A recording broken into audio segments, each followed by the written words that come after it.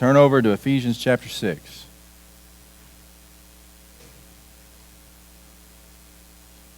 Jim, I'm going to throw you for a loop this morning.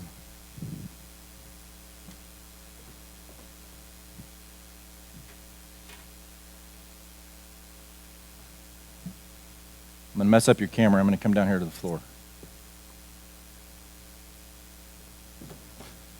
Y'all are way back there. I ain't staying way up there. So, we'll do it this way. Isn't that an interesting picture? How many of you wear your shield every day? How many of you need to wear your shield every day? I don't know that I want to say I have to wear it every day. Because there's some days that are just pretty good days. There's some days that I feel like I'm on cruise control. Some days I feel like I got this life thing kicked. And then there's some day that life kicks me so hard I don't know what I was thinking. Amen. Probably lots of amens there. Hey, let's recap for just a minute. We talking about spiritual warfare. It's probably important that we do this since we're kind of in the middle of this armament. We're in the middle of this armor that we're supposed to wear. So it may be a good idea to just kind of go back just a little bit and recap where we've been and why we're doing this and what the purpose of talking about this armor is and where we're going with this. So if you remember, we live in this physical world. I don't have to remind you that. You know that. The world reminds you of that. The physical reminds you that we live in the physical, right? But you remember me saying that anything we deal with in the physical world is rooted where? In the spiritual world. Well, you guys are too comfortable at the tables this morning. Anything that happens in the physical world that I have to deal with is rooted in the spiritual world. Nothing happens here that doesn't happen or hasn't started there. And that's important for us to understand because we get ourselves wrapped up in fights in the physical world that we just don't need to be wrapped up in because it's not our fight in the first place. The fight is in the spiritual world. But we have this ability to tap into the spiritual to fight what we perceive to be the physical. That gets a little messy sometimes, and it gets a little confusing sometimes, and gets a little overwhelming sometimes. So I think God probably knew that about us. And Paul tells us that he puts some things in place. He puts this armor of God in place to give us the means to fight this battle. You put that stand there. To fight this battle. You know what a prism is? Not a prison, but a prism. A little triangle piece of glass. What does a prism do? It does magnify. What else does it do to light? It reflects it, but what else does it do to it? It actually refracts it. It doesn't reflect it. What else does it do to that light? It distorts it. You ever looked through a prism and looked at somebody? Do yourself a favor. Go look at yourself through a prism and you'll either look this wide or you'll look this little. One of the two. If you look this wide, just turn it a little bit and you'll suddenly look this little. Or you'll look this short or you'll look this tall. Or it's not going to change how pretty you are, sorry. But it distorts what you look like. A prism distorts light. Well, that's kind of what this world does to us. We've unfortunately live in a world that everything is distorted. The reality becomes, or the truth becomes a lie, and what is a lie becomes the truth. And what is the absolute truth that we should be living by becomes something that's not attainable, so people just start to change it. And what becomes comfortable but is a lie is what people start to live by, so the truth becomes a lie and the lies become truth, and everything just gets distorted, and we wonder why we live in a society that's falling apart. Everything physical is rooted in the spiritual. We got to quit looking at things through prism lenses. We got to quit looking at things through things that distort. We got to quit looking at things through eyes that don't see the truth. This is going to be hard to hear this morning. I'm just going to tell you that. But I believe that the biggest failure of Christianity in America today is the fact that it is not based on truth.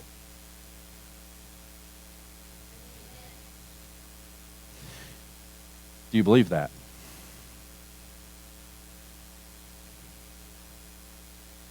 I get very, very nervous when I go to another church. Even some Nazarene churches I've been to. And I listen to other pastors preach because sometimes I'm just like, dudette, do you even know what you were saying? Do you even understand the context of this passage that you just told everybody was the truth? And you are so far out in left field that it's not even funny. There's a whole lot of truth of the gospel that is left out of modern Christianity. You know why? Because it's hard. You know why? Because it let me down. How many times have you heard that? Oh, I tried Jesus, but he let me down. No, he didn't let you down. Your lack of understanding of the truth let you down. We have to understand what truth is in order to understand what faith is. We're talking about the shield of faith today. You have to get a good grasp of what truth is in order to be able to put faith into action, because guess what Guess what faith is? Faith is just simply putting into action what you believe to be truth. Hard to put truth into action if you don't know what it is. So, we got to understand this concept. Everything physical begins in the spiritual. There's an answer in the spiritual for things that we deal with in the physical. Quit trying to make it work in the physical. Because guess what? It just may not. Because you may be believing something that's not the truth. It's really just that simple. So Paul tells us about these things that we get to wear. He tells us about having these things already on us. Now, if you're not a Christian, none of this matters because you ain't wearing it in the first place. So if you're sitting here this morning and you're not a Christian, we have another issue that we need to talk about. But if you're sitting here this morning and you are a blood-bought child of God, and you know that you're forgiven, you know that your sins are not even held against you anymore, and you know where your future is, this is for you. You have been given these things to take care of this battle for you, or to help you fight in this battle. And we've talked about 3 of these. The belt of truth. What's the truth? It's the Word of God. It's the Word enacted through Jesus, as Tim told us. That's the absolute truth. What's Jesus say? I am the way, I am the truth, I am the life. If God said it, that's the truth. This is what God said. This is His truth. This is what we should be wearing. We should be basing everything we do on that truth. Then the next thing is the breastplate of righteousness. And what is it? If everything that if our very life blood is the blood that's pumped from our heart, our soul is centered in our, let's just call it in our heart, well, we need to protect it. We need to protect it by putting on this righteousness that was given to us at salvation, and then live that out in the ways and the things that we do. Remember, there's the given part of righteousness, and there's the acted out part of righteousness. We put on this breastplate to act out and to protect the thing that's very near and dear to us, the thing that gives us the old ticker, the pumper. We take care of it. And then last week we talked about the shoes of the gospel of peace. And putting on that peace based on the good news of the truth of the gospel. That's the way we should live. The sandals are there to keep us rooted. The shoes are there to keep us firmly in place when the battle comes. Paul says that we have these things. He in verse, verse 10? Is that where he starts? Finally, be strong in the Lord and in His mighty power. Put on the full armor of God so that you can take your stand against the devil's schemes. For our struggle is not against flesh and blood. Everything physical, rooted in the spiritual. It's not against flesh and blood, but against the rulers, against the authorities, against the powers of the darkness. He goes on, therefore put on the full armor of God, so that when the evil day or the day of evil comes, you'll be able to stand your ground. And after you've done everything to stand firm then with the belt of truth buckled around your waist, with the breastplate of righteousness in place, and with your feet fitted with the readiness that comes from the gospel of peace. He's saying you have them already. Wear them all the time. They are necessities in this walk of dealing with the spiritual, this walk of dealing with what we see to be our fights. We have to have these protections. They're with you all the time. You put them down, you're in trouble. He's saying they're with you. And then he goes on to add 3 more. In addition to this, he's saying, I know I've told you a lot here, but you need to get this. In addition to those 3, there's 3 others that I'm going to give you, that I'm going to tell you, that are put in place for when you need them. Because you may not need them all the time. but they're there when you need them. Pick them up and use them. In addition to this, take up the shield of faith. Take up the shield of faith. Deb and I have been talking a lot of baseball, and we have figured out that language. It makes sense. That's my favorite sport, by the way. I love football season till the second week into it. And as much as I love football, as much as I love to go out and play golf, as much as I love just sports in general, baseball is my game. I grew up on the baseball field. My knees, my shoulder, my elbow, my ankle, all are grateful that I played baseball for all of my growing up years. And they remind me every morning. But by all accounts, you sit and watch a baseball game on TV, it's kind of boring. Unless you understand some of the strategies that go into baseball. I see a bunch of heads shaking yes, and I'm sure you're not shaking your head yes to the strategies. If you watch a baseball game, most people will tell you it's kind of boring. But when you understand the little chess game that's going on between the teams, and you understand how the game really works, it's actually a pretty fascinating game. There's an offensive side of the ball, and there's a defensive side of the ball. You know how it works. Everybody has some tools of the trade, right? If you're the batter, you go to the plate with your glove on. Put your glove on, and whichever side of the plate that you if you're right-handed or left-handed, Lord, it's Preston's glove. I go up there and put my glove on, and I'm ready for the pitcher to throw the ball. Because as soon as he throws it, I'm just going to catch it, and I'm going to toss myself out at first base. That sounds, she's like, what are you talking about? Is that the way the game of baseball works? No, it's not the way the game of the baseball works. The pitcher goes up to the pitcher's mound with the bat. And he stands on the pitcher's mound. Have you ever seen him throw javelin? He stands up there and he takes the bat and no, that's not the way it works either. That sounds absolutely ludicrous, don't it? You have to have the right tools in your hand to do your job on the ball field. The batter gets in the batter's box with his bat and stands there waiting for the pitcher. And the batter's job is, if anybody's on base, I need to get them home, because nothing counts unless they cross the plate. And if I'm really good, I'm going to put it over the fence out there, and I'm going to kind of jog home myself. That's the batter's job. It's all the other 9 players out in the field job to put their glove on and to keep the batter from doing that very thing.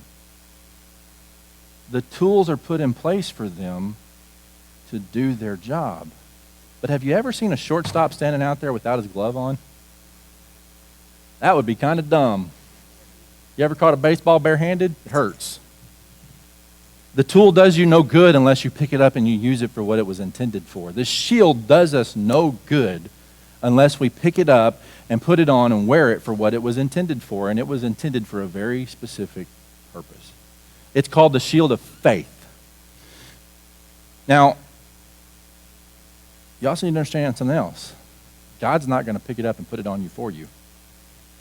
The coach is not going to run out of the dugout and put the bat in the batter's hands.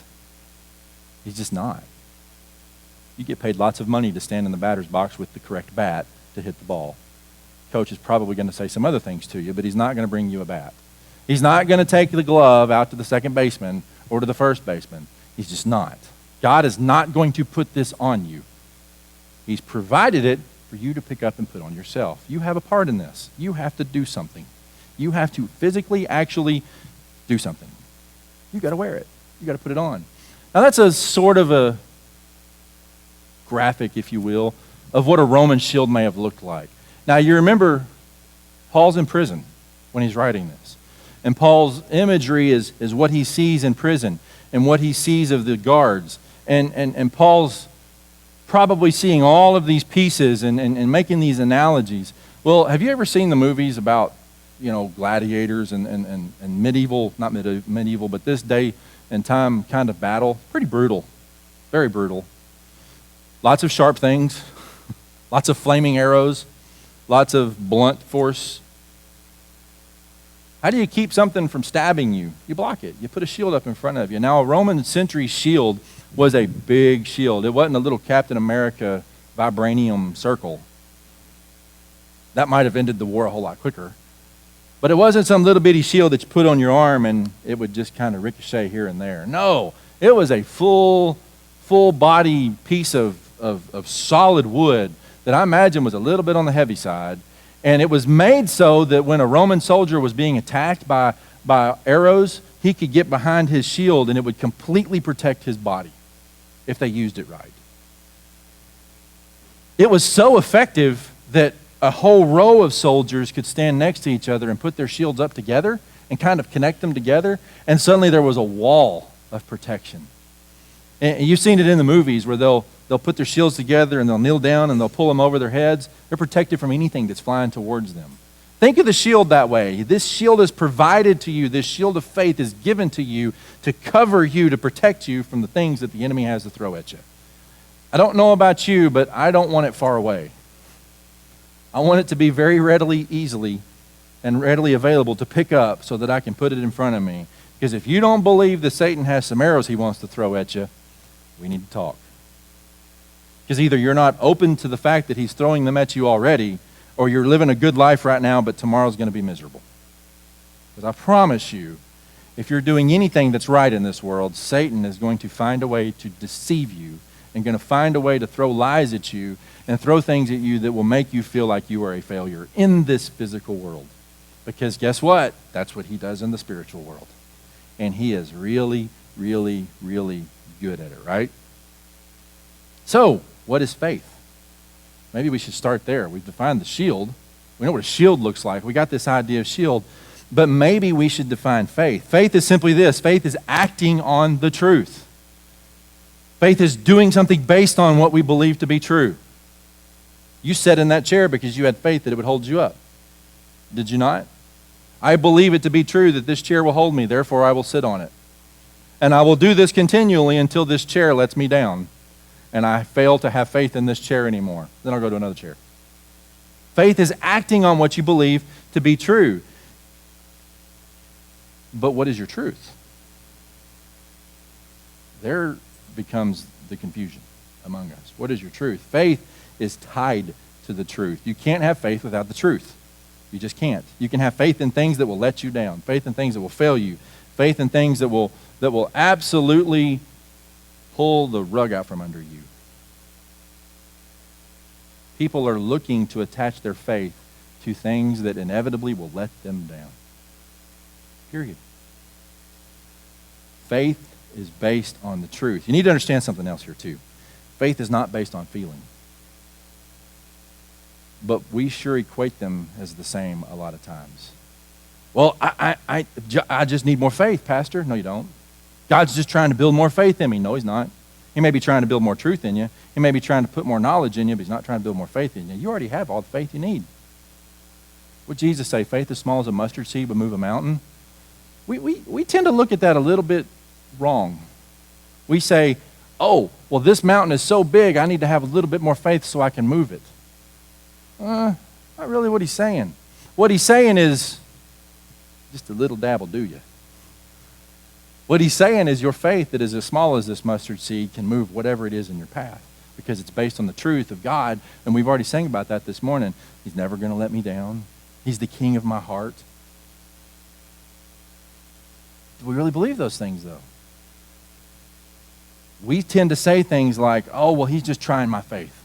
He's just put this in my life so he can build my faith. That's not the way God works. You're dealing with things in your life because we live in the physical.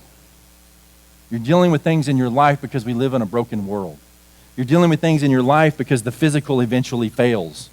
Even this old body that we live in eventually fails. We've been reminded of that all too often. I asked my Sunday school class this morning, how long do you have faith in your new car? Is it 3 years? Is it Bess is laughing. Is it 3 years? Is it 5 years? Is it 100,000 miles? Is it 150,000 miles? You buy that new car, you take it home, you expect to get in it and it start. 2 years from now, I expect to get it in and it start. It'd be nice if the tires would stay nice and round and I didn't have to rotate them or replace them. But after 200,000 miles, you get in your car and you're like, oh, good, I get to drive it another day. 265. Do I hear 3? Let's just bid on this. At some point, we know that the physical is going to fail, right? Well, how long has God been doing this faith thing? Let's just think about that. How long has God been in this faith business? You can't define how long he's been because none of us can define what eternity really is. None of us can wrap our brain around he's always been, he is, and he always will be. Let's just suffice to say he's been doing it for a little while. But God's not the physical. God is the spiritual. He cannot fail. He will not fail. He will not falter. He will not get tired. He will not get old. He will not get to a point where he just pushes us to the side. He's always been. He always will be. He is the thing that is the truth, the thing that we can put our faith in, the thing that we can trust. It's not like I have to get up one morning and say, oh boy, I hope God's not tired today. I hope he's got enough left for me. Let's put it this way. What did Jesus do on the cross of Calvary? What was his purpose for going to the cross? His purpose was to die as a sacrifice for you and me. His purpose was to die so that you and I don't have to. We're the ones that were worthy of it. We're the ones that our sins have brought us to a point of death. We can't do anything about it. Jesus died for us, for the sins of the world, for the sins of people that aren't even born yet. He died for them to accept that forgiveness. Any sin that's ever been done, he died for that sin to be forgiven. You don't think that a God that puts somebody in place like that could handle that much weight can handle your problem? Oh, but my problem's too big for God. Really?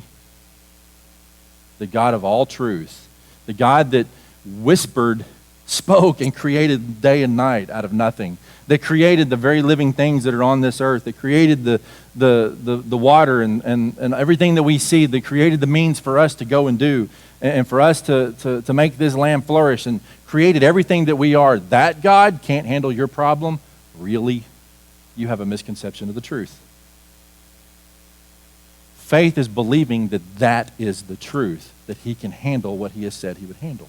Faith is believing that his word is the absolute word. Faith is having that mustard seed. You already have the faith that you need. What we need is to believe it. What we need is to buy the truth. We don't need more faith, we need more truth. That's the reality. We don't need more faith. We don't need more power of God. We need the ability to tap into that power. Everything physical is rooted in the spiritual. He's giving us the means to tap into what he's already provided for us. It's already there. It's ours to claim. Why do we walk around beat? Why do we walk around as failures? You want to know another reality? You can only handle you. I know lots of people that walk around defeated because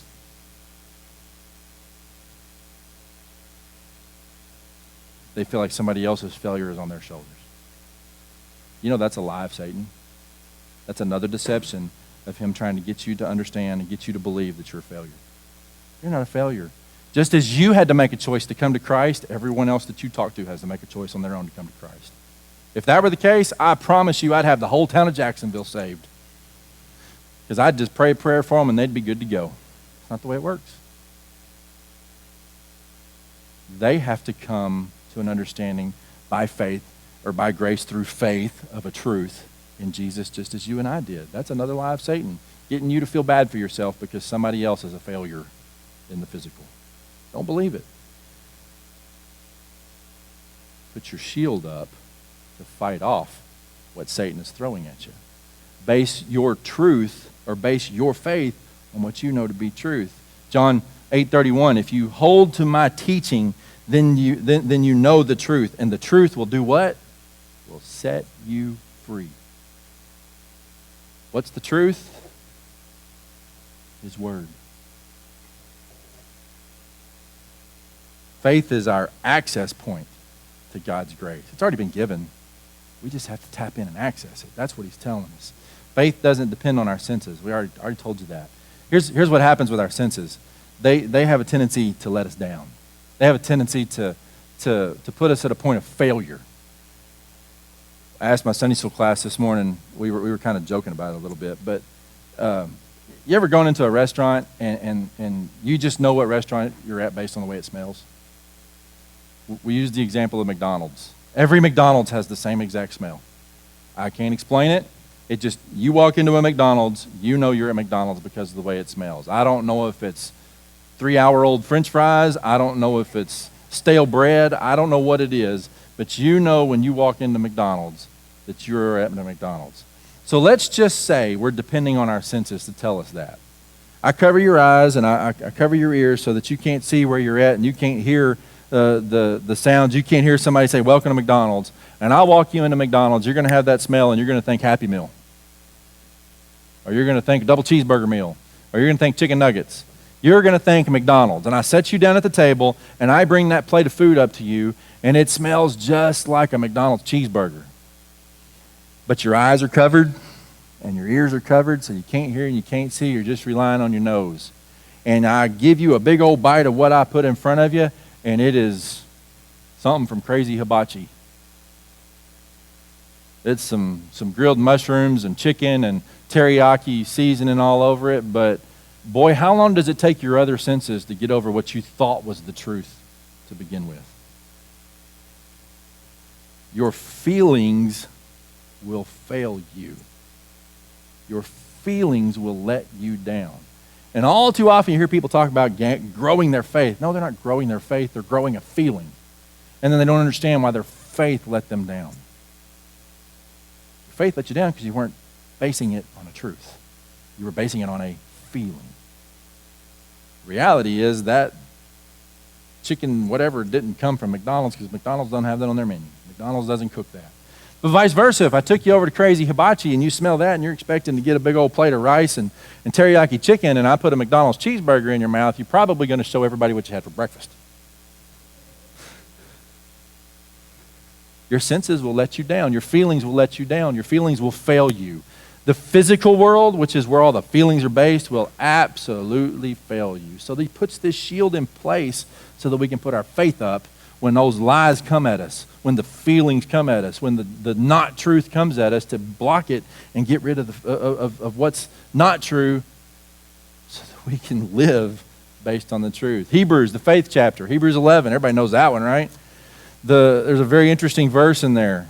You could go on and on and on about your heroes of the faith in Hebrews chapter 11, but he defines it. Now faith is what? Being sure of what we hope for and certain of what we do not see. When we put our faith in our feelings, it's based on something we see. It's based on something we touch. It's based on something we hear. I have faith that you're sitting there. How do I know you're sitting there? Because I can see you. I don't have faith in things that I can see. I don't have faith in things that are tangible. I have to have faith in something that's invisible, faith in something I can't see.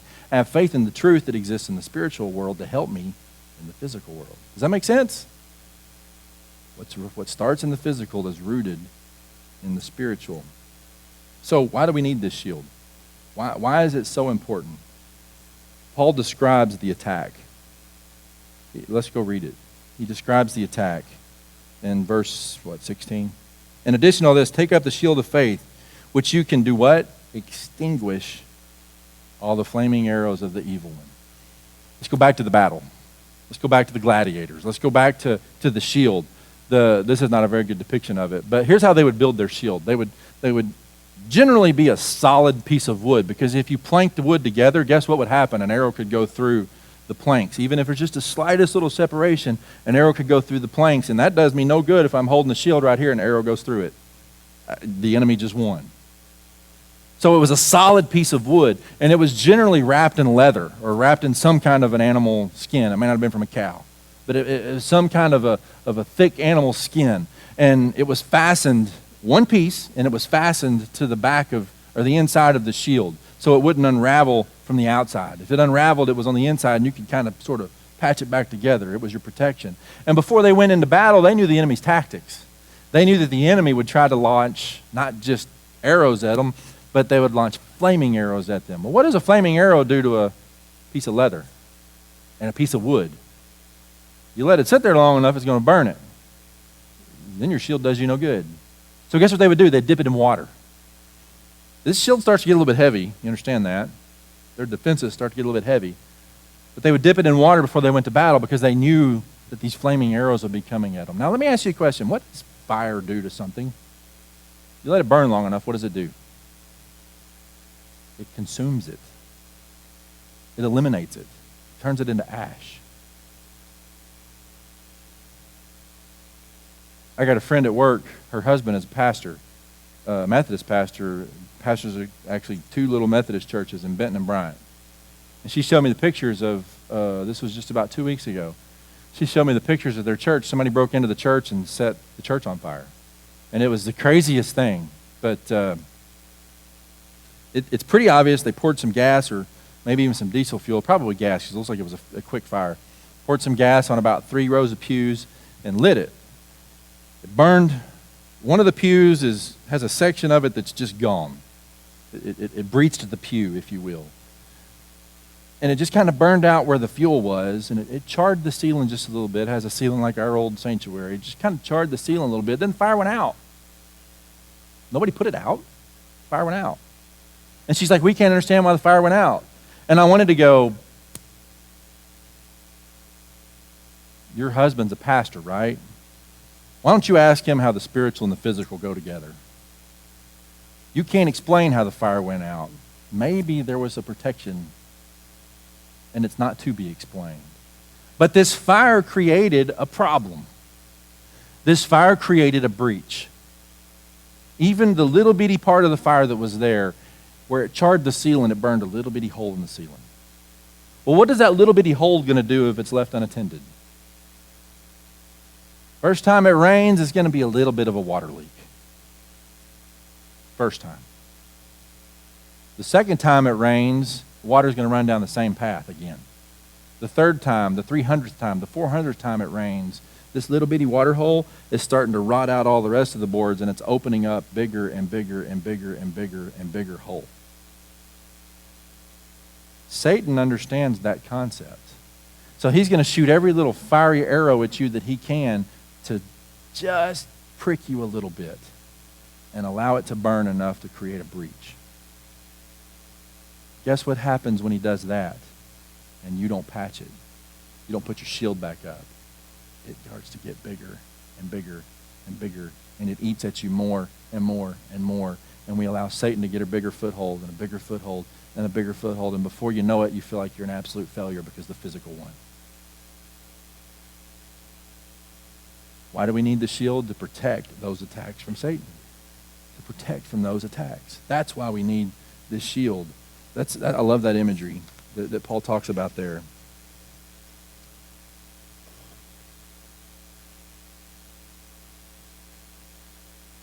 I'm going to leave you with a story.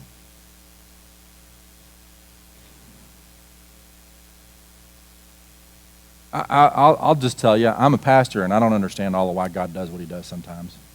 I don't understand, I said that wrong.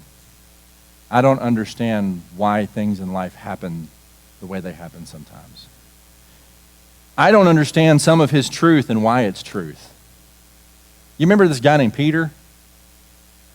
Peter was in the same boat, literally, once upon a time.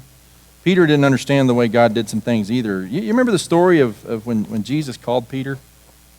Peter was out with some of his buddies fishing. And they didn't have such a great night. They were in the boat all night. He even tells it in Luke chapter 5. It says, we worked all night and caught nothing. Now, before this, we also learned that Jesus has been teaching. Jesus has been on the shore and even out on some of the boats teaching and sharing. What is Jesus teaching when he's teaching? He's teaching the gospel.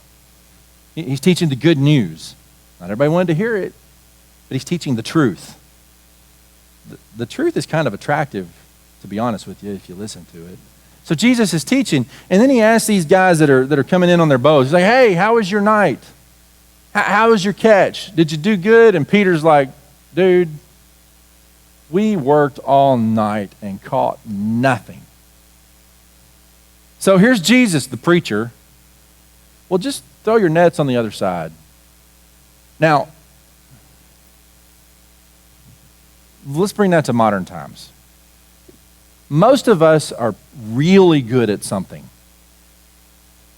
if it's a hobby, maybe it's your job, you're really good at something. I love it. I've been teaching people how to fly airplanes for almost 30 years. Been teaching flight engineers how to be flight engineers for 22 years. I know how to teach somebody how to do that job. I'm pretty good at teaching somebody how to do that job. There's not much of that job that I don't know. I love it when a brand new student who's never even stepped foot on the airplane comes and tells me that's not the way that works. Oh, really? Well, why don't you enlighten me? I can imagine Peter sitting on the shore going, do what? Throw my nets where? Oh, really? Listen, preacher, how about you just preach? We're the professionals, okay? We've had nights like this before. History tells me, because of my experience, that this is not going to do any good to throw the nets over here. It doesn't even make sense to throw the nets on this side of the boat because you don't understand what it means to fish. You're not a fisherman. So go about your preaching and leave us alone. I can imagine these are some of the things that these guys are thinking. It doesn't feel right to throw the nets on the other side. My perception is it's not going to work because it never has before. My reality is I know how fish work. They haven't been interested in us all night, so they're not going to be interested in us now. You want us to do what? Quit wasting my time. That's not what Peter says, though. That may be what he was thinking. Faith is an action based on truth, not what you think. That might have been what Peter was thinking, but that's not what he did. And it tells us in verse 5 of chapter 5, Simon answered, Master, we've worked hard all night and haven't caught a thing. But because of you say so, because of your word, I'll set down the nets over here. And what happens? He didn't understand it. It didn't make a lick of sense to him because he's the professional. Don't tell me what to do. But at your word, because I have a little bit of faith in who you are, because I've watched you, because I've seen what you're doing, because I've listened to you teach, I've seen the crowds gather around you, I've seen people literally, physically change and spiritually change because they've met you. I'm not really sure who you are, but because of who you appear to be, and at your word, I'll just put the nets down over here and we'll just see what happens. And the word tells us he'd never caught a mess of fish that big in his life. In fact, it says there were so many fish that he had to get help from the others to bring it in before the boat sank. You may not understand it. It may not feel right, but Peter learned a very important principle. That doesn't matter. If your faith is based on truth, watch out, world. There ain't nothing going to get in our way. Now, was Peter's life absolutely perfect from then on? Just shake your head this way, because it wasn't. But I believe Peter understood something.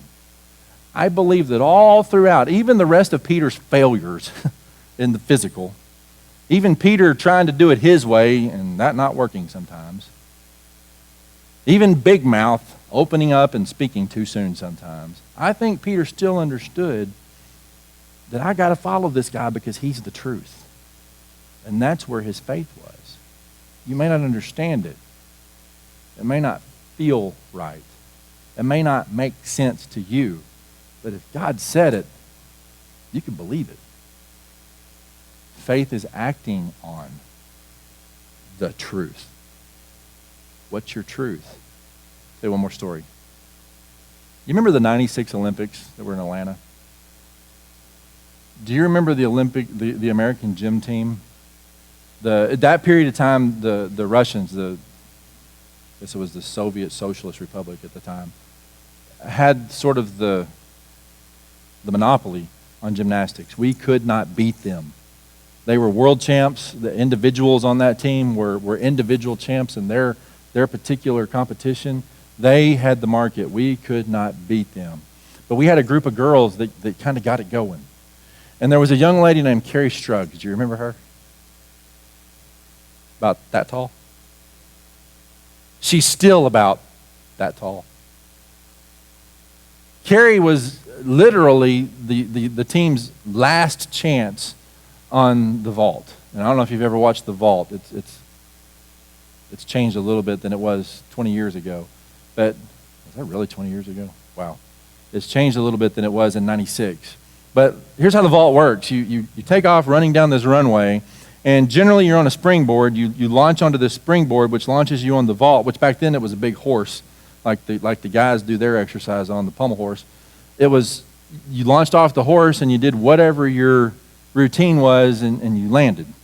And of course it's based on a scale of 10, and you get deductions for things you don't do right. Carrie was the U.S.'s last chance to get gold in this event.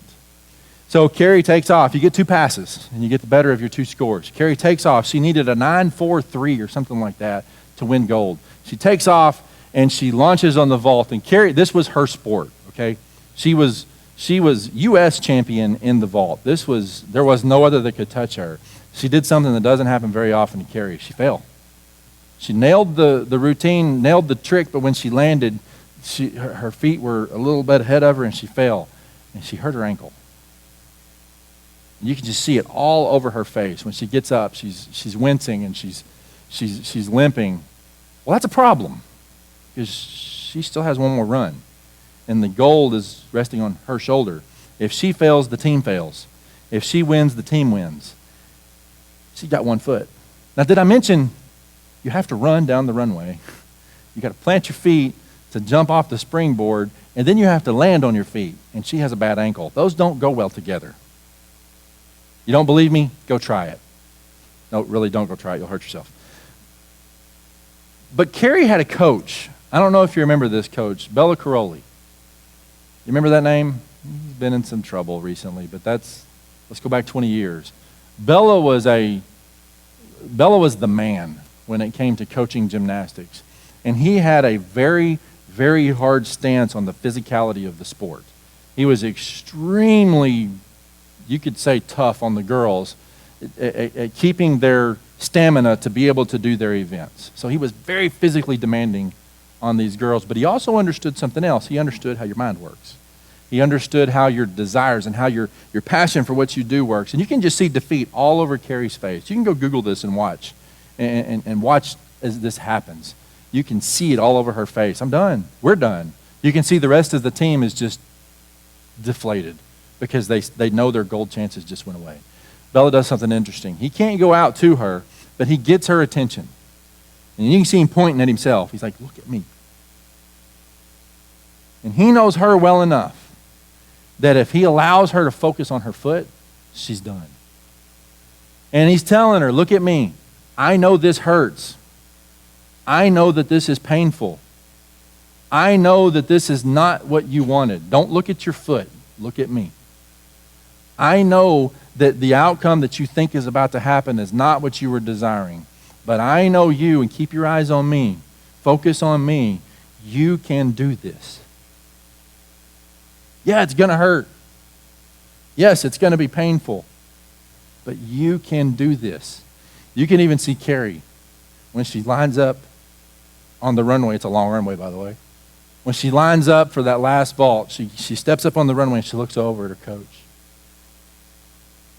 for that last confirmation. She never looks down. She looks over at her coach. And then she takes off. And when she lands, she actually snaps 2 ligaments in her ankle. But she nailed it. She landed. Immediately, she picked her foot up, nailed the landing, picked her foot up, raised her hand. The vault's complete at that point. It can be scored. 9.713. U.S. wins gold. Carrie's the hero. Had her coach let her focus on her foot, it would have been a different story.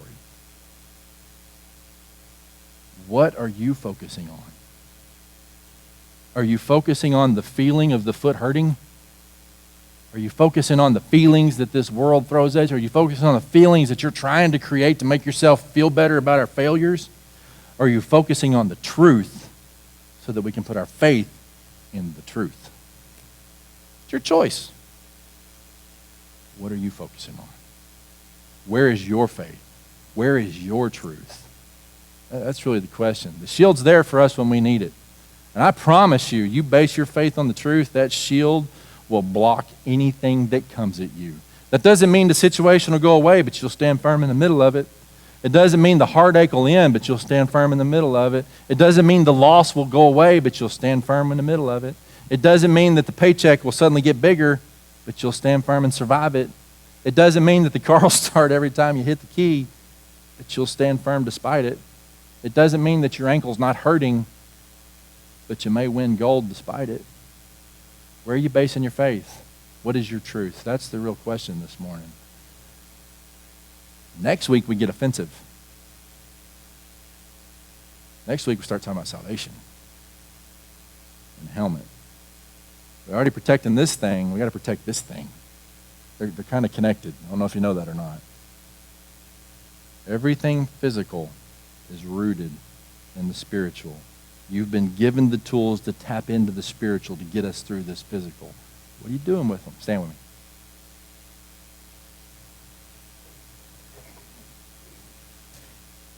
I want to pray for you this morning because I know that there's some in here that have hurting ankles. You're like, what? And you weren't listening the last 5 minutes if you don't understand that. There's some of you that don't know how you're going to make that next run down the runway. Well, I'm just going to tell you, if you're focusing on you and you're focusing on what's hurting, you won't make it down the runway.